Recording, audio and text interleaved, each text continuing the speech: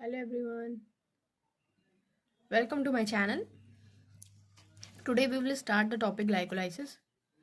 Glycolysis has originated from the Greek words glykos for sugar and lysis for splitting. तो glycolysis जो है ये word आपका originate हुआ है ग्रीक वर्ड से।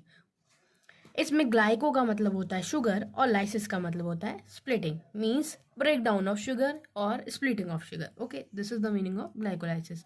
The scheme of glycolysis was given by Gustav Embden, Otto Meyerhof and J Parnas and is often referred to as EMP pathway. तो जो ग्लाइकोलाइसिस की जो ये साइकिल थी वो दी थी एम्डन, मेयरहॉफ और पार्नेस ने. उन्हीं के नाम पे इसका दूसरा नाम है ईएमपी पाथवे, एम्डन मेयरहॉफ पार्नेस पाथवे. ओके, तो ग्लाइकोलाइसिस का दूसरा नाम भी आपको याद रखना ज़रूरी है जो कि है ईएमपी पाथवे.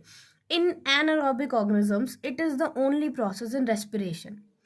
अब एनारोबिक ऑर्गेनिज्म जितने भी हैं, मतलब जो ऑक्सीजन की एब्सेंस में रेस्पिरेशन का प्रोसेस करते हैं, वो वाले ऑर्गेनिजम्स होते हैं एनारोबिक ऑर्गेनिजम्स.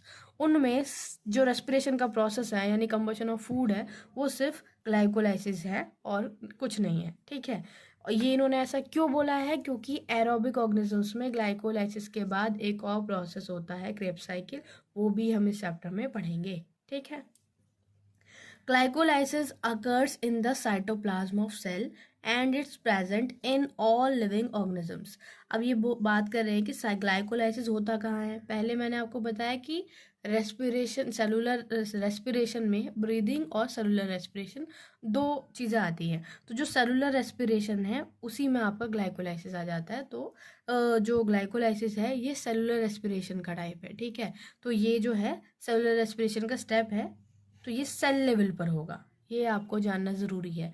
हर एक सेल ब्लड से डाइजेस्टेड फूड लेती है, फिर उस डाइजेस्टेड फूड का वो इंडिपेंडेंटली इंडिविजुअल हर सेल के अंदर जो है कंबशन होता है फूड का. तो इसीलिए हर एक सेल के साइटोप्लाज्म में अपना अलग अलग ग्लाइकोलाइसिस करती हैं. ठीक है, तो सेल के साइटोप्लाज्म में ग्लाइकोलाइसिस होता है एंड इज प्रेजेंट, और ये सारे लिविंग ऑर्गेनिजम्स में देखने को मिलता है. तो ग्लाइकोलाइसिस तो चाहे वो एनारोबिक ऑर्गेनिजम्स हो चाहे वो एरोबिक ऑर्गेनिजम्स हो, सब में देखने के लिए मिलता है.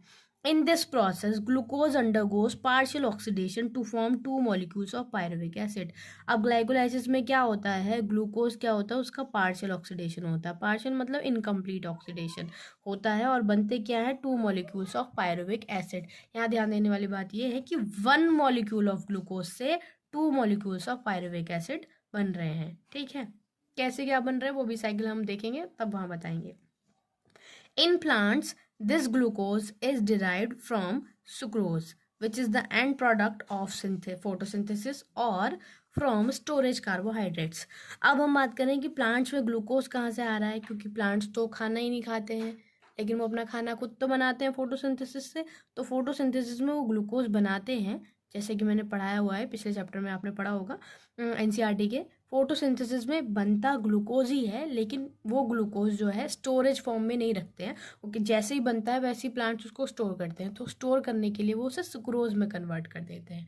ठीक है, तो यहाँ पे सुक्रोज कैसे बनता है, जो भी आपका फोटोसिंथेसिस से ग्लूकोज बन रहा है वो ग्लूकोज आपकी एक और कार्बोहाइड्रेट का फ्रक्टोज के साथ जुड़ के बना देता है सुक्रोज. ओके, तो ग्लूकोज और फ्रक्टोज ये दो आपके कार्बोहाइड्रेट के मोनोमर में जुड़ते हैं और बन जाता है सुक्रोज. अब ये है स्टोरेज फॉर्म. इस कार्बोहाइड्रेट, ये भी कार्बोहाइड्रेट ही बना है, ये दोनों कार्बोहाइड्रेट्स के फॉर्म है, ये भी आपका कार्बोहाइड्रेट है. ये मोनोसेक्राइड आप इन्हें बोल दीजिए, या आपका क्या है सिंगल मतलब ये है कि मोनोसेक्राइड हो गया और ये होता है आपका डाइसेक्राइड. दो शुगर से मिलकर बना है. तो ये सिंपलेस्ट शुगर्स है आपकी, सिर्फ आपकी मोनोसेक्राइड्स वाली. अगर आप कार्बोहाइड्रेट में देखोगे तो ऐसे आते हैं मोनोसेक्राइड्स. सेक्राइड वर्ड यूज होता है कार्बोहाइड्रेट के लिए. मोनो मतलब सिंगलर, ठीक है, सिंगल. डाइसेक्राइड्स जिनमें दो डिफरेंट टाइप के कार्बोहाइड्रेट जुड़कर बनाता है वो, जैसे कि सुक्रोज. एक ग्लूकोज कार्बोहाइड्रेट और दूसरा कार्बोहाइड्रेट फ्रक्टोज, दोनों जुड़ के बना रहे हैं सुक्रोज. तो ये डाइसेक्राइड हो गए. अब ये ट्राई, टेट्रा, सब, ओलिगो, पॉली, जितने ज़्यादा सेक्राइड्स जुड़ते जाएंगे, शुगर जुड़ते जाएंगे, उतना बनता जाता है. ओके, तो हमारे ग्लूकोज फ्रक्टोज जो है वो है मोनोसैकेराइड्स, उनसे मिलके बन जाता है सुक्रोज, और सुक्रोज को फिर वो क्या करते हैं, स्टोर कर लेते हैं प्लांट्स, और जब भी फूड की ज़रूरत होती है तो वो इसी सुक्रोज को निकाल के क्या करते हैं, उसे पहले ग्लूकोज में तोड़ देते हैं और फिर उसका जो है फिर उसका पार्शियल ऑक्सीडेशन करते हैं ग्लाइकोलाइसिस से।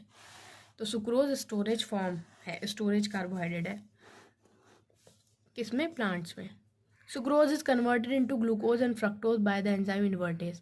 देखिए जो मैंने आपको बताया था कि पहले सुक्रोज को जो है उसको तोड़ना ज़रूरी होता है। मान लो अब प्लांट को ज़रूरत पड़ रही है खाने की, तो क्या करेगा, इस सुक्रोज को पहले तो क्या करेगा, ब्रेक डाउन करेगा, उसका ब्रेक डाउन करेगा क्या, कौन से एंजाइम के थ्रू, इन्वर्टेज ब्रेक डाउन करेगा और उसको ग्लूकोज एंड फ्रक्टोज में क्या कर देगा, ब्रेक कर देगा। फिर इन ग्लूकोज को या फ्रक्टोज को दोनों को ही वो ग्लाइकोलाइसिस में यूज़ कर उसका ग्लाइकोलाइटिक पाथवे करेंगे और उससे एनर्जी ड्राइव करते हैं। सुक्रोज को इन्वर्टेज एंजाइम की हेल्प से वो ग्लूकोज फ्रक्टोज में तोड़ते हैं और उसके बाद दोनों को का ग्लाइकोलाइसिस कर लेते हैं। क्यों करते हैं, फॉर एनर्जी। तो यहाँ पर sucrose is converted into glucose and fructose by the enzyme invertase, ये भी बहुत इंपॉर्टेंट चीज़ है जो आपको याद रखनी है। And these two monosaccharides radially enter the glycolytic pathway, ये आपका ग्लाइकोलिसिस में एंटर कर जाते हैं। देखिए मोनोसैकेराइड्स का नाम मतलब मैंने आपको अभी बता दिया, ठीक। Glucose and fructose are phosphorylated to give rise to glucose 6 phosphate by the activity of enzyme hexokinase. अब आपके ये ग्लूकोज और फ्रक्टोज दोनों हैं स्टूडेंट्स, ये दोनों ही ग्लूकोज 6 फॉस्फेट बना देते हैं, कौन से एंजाइम के through, hexokinase. Okay, this phosphorylated, अब ये क्या करते हैं, यहाँ पे हेक्सोकाइनेज है, जब भी काइनेज लगा होता है वो फॉस्फोराइलेशन करता है, तो इसने फॉस्फेट ग्रुप ऐड कर दिया, तो अब ये क्या बन गया, ग्लूकोज 6 फॉस्फेट। तो this phosphorylated form of glucose then isomerise, तो ये बन जाएगा ग्लूकोज से हेक्सोकाइनेज बना देगा ग्लूकोज 6 फॉस्फेट। अब ये फॉस्फोराइलेटेड ग्लूकोज है तो फॉस्फोराइलेटेड फॉर्म ऑफ ग्लूकोज फिर आइसोमराइज होती है and then to produce fructose 6 phosphate. Isomerisation का मतलब ये होता है कि कुछ ऐड नहीं हुआ है, जो स्ट्रक्चर में कुछ ग्रुप्स ने अपनी जगह चेंज कर ली होती है, ठीक है। अब बन जाता है फ्रक्टोज 6 फॉस्फेट। अब आप कहोगे कि ये भी 6 कार्बन है, ये भी 6 कार्बन है, ग्लूकोज भी 6 कार्बन कंपाउंड होता है। अब ये ग्लूकोज 6 फॉस्फेट लग गया, मतलब ग्लूकोज में 6th पोजीशन के कार्बन पे फॉस्फेट लग गया है, इसलिए बन गया ग्लूकोज 6 फॉस्फेट। अब बनाएंगे कि फ्रक्टोज 6 फॉस्फेट कैसे बना, तो ये आपका इनकी स्ट्रक्चर होती है, बायोकेमिस्ट्री में आपको पढ़ना होता है ये, यहाँ ज़्यादा डीप में जाने की ज़रूरत नहीं है, लेकिन मैं बना देती हूँ। पायरेनोज और फ्यूरान करके स्ट्रक्चर्स होती है, उसमें क्या होता है, इनकी स्ट्रक्चर्स होती है इस तरह से बने होते हैं, तो बस ये जो रिंग फॉर्म है उसी में थोड़ा चेंज हो जाता है, उस तो इसी को कहते हैं आइसोमराइजेशन। जब ग्रुप्स अपनी जगह थोड़ी सी चेंज कर लेते हैं, इधर उधर हो जाता है, रीअरेंजमेंट हो जाता है, तो वही आइसोमराइजेशन होता है। नंबर ऑफ कार्बन नहीं बढ़े हैं ना घटे हैं, ना कोई चीज़ ऐड हुई है ना डिलीट हुई है, बस रीअरेंजमेंट हो गया थोड़ा सा, इसकी वजह से ये जो है ये फ्रक्टोज बन जाएगा, तो इसीलिए इन्होंने यहाँ वर्ड लिखा है आइसोमराइजेस। ओके, सो यहाँ पे ग्लूकोज 6 फॉस्फेट में आइसोमराइजेशन होता है और बन जाता है fructose 6 phosphate. Subsequent steps of metabolism of glucose and fructose are same. अब यहाँ से ग्लूकोज फ्रक्टोज के सारे जो स्टेप्स है वो सब सेम है, ओके क्योंकि ग्लूकोज तो फ्रक्टोज 6 फॉस्फेट बन जाता, फ्रक्टोज को बनने के लिए चाहिए ना कि पहले वो ग्लूकोज 6 फॉस्फेट बनाएगा फिर फ्रक्टोज 6 फॉस्फेट बनाएगा, इसके बाद तो दोनों में सेम ही चल रहा है। Okay, various steps of glycolysis are depicted in figure 14.1। अभी पूरे स्टेप्स आपके यहाँ पर डिपिक्टेड है। In glycolysis a chain of 10 reactions, मैंने आपको लास्ट वीडियो में भी बताया था कि ग्लाइकोलाइसिस में 10 रिएक्शंस होती है, क्रेब्स साइकिल में अलग साइकिल फॉर्म में अगर देखें तो 10 रिएक्शन होंगी, ठीक। तो यहाँ पे 10 रिएक्शन से यहाँ पायरुविक एसिड बन रहा है। आपने जस्ट क्या पढ़ लिया था कि हाँ ग्लूकोज ने ब्रेक डाउन कर दिया, पार्शियल ऑक्सीडेशन कर दिया, पायरुविक एसिड बना दिया, लेकिन ये यहाँ से यहाँ आने में भी 10 रिएक्शन है और 10 ही एंजाइम्स है। ओके, तो प्रोसेस इतना इजी नहीं होता है, वो आपको एक सिंपल रिएक्शन में जो चीज़ दिखा दी जाती है उसमें भी फर्दर बहुत सारे स्टेप्स होते हैं, बहुत सारी रिएक्शंस होती हैं, ठीक। हमें सिर्फ रिजल्टेंट रिएक्शंस दिखाई जाती है कहीं कहीं। The various steps are here, 10 reactions, 10 different enzymes takes place to produce pyruvate from glucose. देखिए पायरुविक एसिड भी लिख सकते हैं और पायरुवेट भी लिख सकते हैं, क्योंकि ये प्रॉपर उसी फॉर्म में रहता है ना जनरेट, इसलिए एनिक फॉर्म में रहता है, इसलिए पायरुवेट लिखा हुआ है। While studying the step of glycolysis, please note the steps at which utilization or synthesis of ATP or in this case NADH plus HIN takes place। आपको यहाँ पे जब ग्लाइकोलाइसिस पढ़ना है तो ये ध्यान रखना है कि कहाँ पर ATP बना है, कहाँ पे NADH बना है। ओके और ये बहुत ज़्यादा इंपॉर्टेंट है, तभी आप ओवरऑल निकाल पाओगे कि हमारी रिएक्शन में कितने ATP बने, कितने यूटिलाइज हुए। ओके तो पहले हम ये पूरा रिएक्शन पढ़ लेते हैं। ओके फिर हम आपको बताएंगे। इन्होंने एंजाइम्स क्यों नहीं लिखे हैं, enzymes are important. Okay I show you the different cycle I will show you, जिसमें मैंने सारे एंजाइम्स लिखे हैं। Okay so they will be the different cycle of glycolysis I will show you, और along with that I will write the enzymes simultaneously in the reaction, so that you will understand कि यहाँ in which reaction which enzyme is used. ऐसे ही आपको पढ़ना है, यहाँ पे नहीं लिखा है तो you also write in your book और you can write in your notes. Okay just wait I am bringing. तो अभी हम बुक से पढ़ लेते हैं जो ग्लाइकोलाइसिस मैंने साइकिल आपको पढ़ाई है। अब उसके बाद हम एनसीईआरटी रीड करते हैं, अब आपको समझ में आएगी। ठीक है अब जो भी ये कुछ लिखा हुआ है सब कुछ समझ में आ जाएगा, क्योंकि आपने जो है लाइफ साइकिल एक्चुअल में पढ़ ली है, जो साइकिल है वो आपने एक्चुअल में पढ़ ली है। ठीक है तो अभी हम यहाँ से स्टार्ट करते हैं। Glucose and fructose are phosphorylated to give rise to glucose six phosphate by the activity of enzyme hexokinase. तो जैसे कि मैंने पढ़ाया था ग्लूकोज से पहले ग्लूकोज 6-फॉस्फेट बनता है। ठीक है प्लांट्स के पास होता है सुक्रोज, ठीक है वो एज अ फूड। अब उस पहले तो उस सुक्रोज को बना लेते हैं, ब्रेक डाउन कर लेते हैं उसका ग्लूकोज और फ्रक्टोज में, फिर ग्लूकोज एंड फ्रक्टोज दोनों ही ये साइकिल करते हैं, तो ग्लूकोज से ग्लूकोज 6-फॉस्फेट बन जाता है, फ्रक्टोज भी बनाता है आपका glucose six phosphate with the help of the enzyme hexokinase. ठीक है अब हमारा ये फॉस्फोराइलेटेड फॉर्म है ग्लूकोज 6-फॉस्फेट की, इसमें होता है आइसोमराइजेशन और ये बन जाता है फ्रक्टोज 6-फॉस्फेट। आइसोमराइजेशन का मैंने आपको बता ही चुकी हूँ, ठीक कि आपका एक ग्लूकोज 6-फॉस्फेट होता है, ये आइसोमराइज हो जाता है, 6 कार्बन कंपाउंड है, अभी भी 6 कार्बन कंपाउंड है, लेकिन पायरन रिंग से फ्यूरान रिंग बन जाती है। ठीक है तो ये रीअरेंजमेंट होता है और एल्डिहाइड फॉर्म से कीटोन फॉर्म बन गई है। ठीक है तो ग्लूकोज 6-फॉस्फेट से फ्रक्टोज 6-फॉस्फेट हो जाता है। तो नंबर ऑफ कार्बन चेंज नहीं हुए हैं, सिर्फ रीअरेंजमेंट हो गया है, इसलिए आपका क्या हो गया है वो इसीलिए इसको आइसोमराइजेशन बोल रहे हैं। ठीक है आइसोमराइज हो गया बना देता है फ्रक्टोज 6-फॉस्फेट। अब ये फ्रक्टोज 6-फॉस्फेट जो है यहाँ से वेरियस स्टेप्स जो चलते हैं वो सेम है। ठीक अब यहाँ से ग्लूकोज हो या फ्रक्टोज 6-फॉस्फेट हो, सब जब फ्रक्टोज 6-फॉस्फेट बन जाते हैं अब सबका जो सेम है, आगे की रिएक्शंस होगी वो सारी सेम होगी। ठीक है वेरियस स्टेप्स, तो यही लिखा है the various steps of glucose are depicted in figure 14.1। In glycolysis, a chain of 10 reaction under the control of different enzymes। ये पूरी चेन ऑफ रिएक्शन है ग्लाइकोलाइसिस की, 10 रिएक्शंस आती हैं इसमें, और ये 10 की 10 रिएक्शंस जो है उसके लिए 10 एंजाइम्स चाहिए होते हैं, तब जाके होता है ग्लूकोज से पायरुवेट का कन्वर्जन। ठीक तो यही हो रहा है। While studying the steps of glycolysis, please note the steps at which utilization or synthesis of ATP or NADH और HIN takes place। तो अब आपको ये भी स्टेप्स देखने कि कहाँ ATP यूज हो रहा है या प्रोड्यूस हो रहा है, इसलिए लिखा है यूटिलाइजेशन और सिंथेसिस। जहाँ यूज हो रहे हैं शुरू के 2 स्टेप, और बन कहाँ रहे हैं ये लास्ट के इन दोनों स्टेप्स में प्रोड्यूस सिंथेसिस हो रहा है या प्रोडक्शन हो रहा है।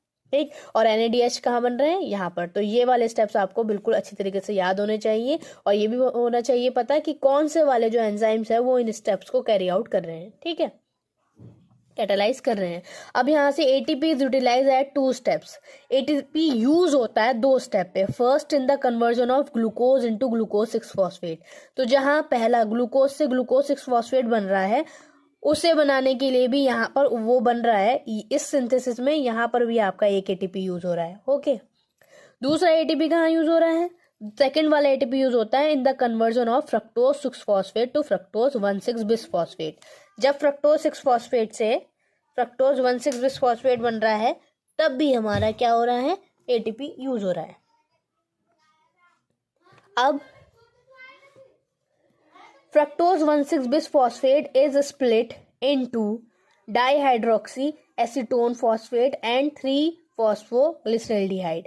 ये आप इसको जो ग्लिसरैल्डिहाइड 3-फॉस्फेट है, इसका दूसरा नाम भी आप इसको 3-फॉस्फोग्लिसरैल्डिहाइड बोल दीजिए, PGAL, या ग्लिसरैल्डिहाइड 3-फॉस्फेट, कुछ भी बोल सकते हैं। ओके, ये बनता है। और क्या बनता है? डाइहाइड्रोक्सी एसीटोन फॉस्फेट, ये बनता है डाइहाइड्रोक्सी एसीटोन फॉस्फेट। अब जो होता है, we find that there is one step where NADH is formed from NAD. This is between when 3-phosphoglyceride PGAL is converted into 1,3-bisphosphoglycerate. तो आपका जो ये NADH कहाँ बन रहा है? जहाँ पर आपका ग्लिसरैल्डिहाइड 3-फॉस्फेट या फिर आपका जो इसका दूसरा नाम है 3-फॉस्फोग्लिसरैल्डिहाइड PGAL बोल दीजिए, या इसको ग्लिसरैल्डिहाइड 3-फॉस्फेट बोल दीजिए। किसी भी नाम से ये आ सकता है एग्जाम में, तो आपको पता होना चाहिए। ओके, तो PGAL जहाँ कन्वर्ट हो रहा है 3-फॉस्फोग्लिसरेट में, BP3 BPGA में जहाँ कन्वर्ट हो रहा है, वहाँ पर NADH बनता है। ठीक है, वहाँ NAD से क्या बन रहा है? NADH प्लस H बन रहा है। इसे NADH2 भी हम बोल लेते हैं शॉर्ट में। ओके, अब 2 redox equivalent are removed in the form of 2 hydrogen atoms from PGAL and transformed into the transferred to a molecule of NAD। यहाँ क्या हो जाता है? 2 H जहाँ NAD में आके लग जाते हैं। ठीक है, 2 H जो है वो आपके ट्रांसफर्ड हो जाते हैं NAD में, और वो बन जाता है NADH प्लस H। ठीक है, PGAL से ये 2 हाइड्रोजन आपके निकलते हैं। अब आ जाते हैं नेक्स्ट है हमारा the conversion of BPGA to 3-phosphoglyceric acid PGA is also an energy yielding process। अब जब आपका 1,3-बिस्फॉस्फोग्लिसरेट से, या BPGA बोल लीजिए, इससे जब 3-फॉस्फोग्लिसरेट बनेगा, तो ये भी एनर्जी प्रोडक्शन का, एनर्जी यील्डिंग मतलब एनर्जी बनने का, एनर्जी प्रोड्यूसिंग प्रोसेस है।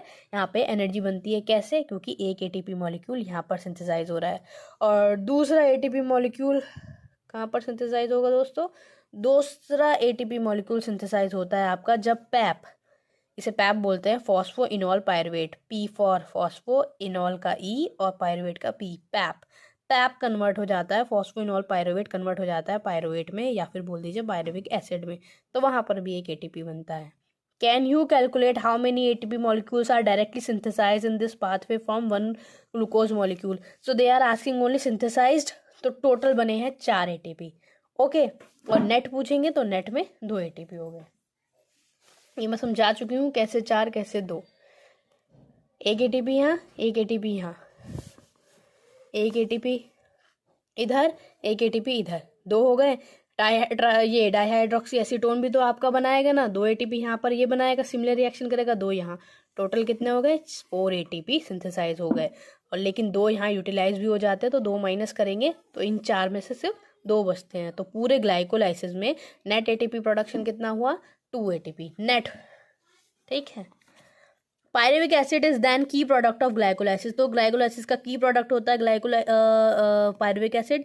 What is the metabolic fate of pyruvate? अब इसके बाद पायरुवेट का क्या फेट होता है, उसमें क्या मेटाबॉलिक पाथवे और आगे होगा, क्या होगा पायरुवेट का, ये पूछ रहे हैं वो। That depends on the cellular need, और ये डिपेंड करता है आपकी सेल को कितनी ज़रूरत है। अगर सेल को कम ग्लूकोज की ज़रूरत है तो वो इतने पे ही रुक जाती है। ठीक है, अगर आगे उसको कंप्लीट फर्मेंटेशन करना होता है तो आगे का प्रोसेस होता है। और ग्लाइकोलाइसिस के आगे भी तब होगा, ये भी डिपेंड करता है कि ऑर्गेनिजम्स आपका एरोबिक है या एनारोबिक है। अगर एरोबिक होगा तो फर्दर क्रेब्स साइकिल में जाएगा, और अगर एनारोबिक होगा तो फिर वो आपका यहीं तक रुक जाएगा, ग्लाइकोलाइसिस तक ही रहेगा। There are 3 major ways in which different cells handle pyruvic acid produce by glycolysis. अब जब ये पायरुविक एसिड जो ग्लाइकोलाइसिस के थ्रू हमें मिला है, ठीक है, ये पायरुविक एसिड के 3 फेट हो जाते हैं, 3 तरीके से यूटिलाइज करती हैं डिफरेंट सेल। पहला तो होता है लैक्टिक एसिड फर्मेंटेशन, दूसरा होता है अल्कोहलिक फर्मेंटेशन और एरोबिक रेस्पिरेशन। एरोबिक रेस्पिरेशन जो एरोबिक ऑर्गेनिजम्स में होता है वो एरोबिक रेस्पिरेशन होता है, ठीक है। और लैक्टिक एसिड फर्मेंटेशन और अल्कोहलिक फर्मेंटेशन ये बताएंगे कि इसमें क्या होता है। Fermentation takes place under the anaerobic condition in many prokaryote and unicellular eukaryotes. Fermentation कहाँ कहाँ होता है? कई सारे एनारोबिक कंडीशन में, कई सारे प्रोकैरियोट्स में होता है, ठीक है। तो कई सारे प्रोकैरियोट्स जो एनारोब है, मतलब जो एनारोबिक ऑर्गेनिजम्स हैं उसमें एनारोबिक कंडीशन में वो फर्मेंटेशन कर लेते हैं। एनारोबिक कंडीशन मतलब in the absence of oxygen ये प्रोकैरियोट्स आपका फर्मेंटेशन कर लेते हैं। कुछ यूकैरियोट्स भी होते हैं यूनिसेलुलर वाले, जैसे कि एग्जांपल आपका ईस्ट, ओके, और यूनिसेलुलर यूकैरियोट है उसमें भी हो जाता है ये काम। प्रोकैरियोट यूकैरियोट आपको पता है क्या होते हैं, ठीक है। ये प्रीवियस जो चैप्टर्स है उनमें दिया हुआ है, और जो आपके नॉर्मल साइंस के स्टूडेंट हैं उन्हें पता होता है कि प्रोकैरियोट्स यूकैरियोट्स क्या होता है, ओके। जो न्यू स्टूडेंट्स हैं उनके लिए मैं सेपरेट वीडियो बना दूंगी प्रोकैरियोट्स और यूकैरियोट्स पे। For the complete oxidation of glucose to CO2 and water, however organisms adopt Krebs cycle which is called as aerobic respiration. This requires oxygen supply.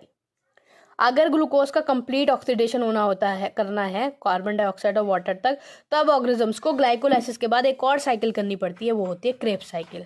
और जो भी ऑर्गेनिजम्स आपका पूरा कंप्लीट ऑक्सीडेशन करते हैं, यानी ग्लाइकोलाइसिस भी करेंगे फिर क्रेब्स साइकिल भी करेंगे, उसके लिए उन्हें ज़रूरत होती है ऑक्सीजन सप्लाई की। इसीलिए इस वाले रेस्पिरेशन को बोला जाता है एरोबिक रेस्पिरेशन, ठीक है। अब बोलेंगे हम इसे एरोबिक रेस्पिरेशन, क्यों? क्योंकि अब ऑक्सीजन की ज़रूरत है। ग्लाइकोलाइसिस तक ये सारी रिएक्शन करने में कहीं भी ऑक्सीजन की ज़रूरत नहीं होती है, इसलिए ये जो ग्लाइकोलाइसिस की साइकिल है ये एरोबिक ऑर्गेनिजम्स जो एरोबिक रेस्पिरेशन कर रहे हैं, एरोब्स में जो एरोबिक रेस्पिरेशन कर रहे हैं और एनारोब्स जो एनारोबिक रेस्पिरेशन कर रहे हैं, सब में सेम होती है, सबको पहले यही करनी होती है, ओके।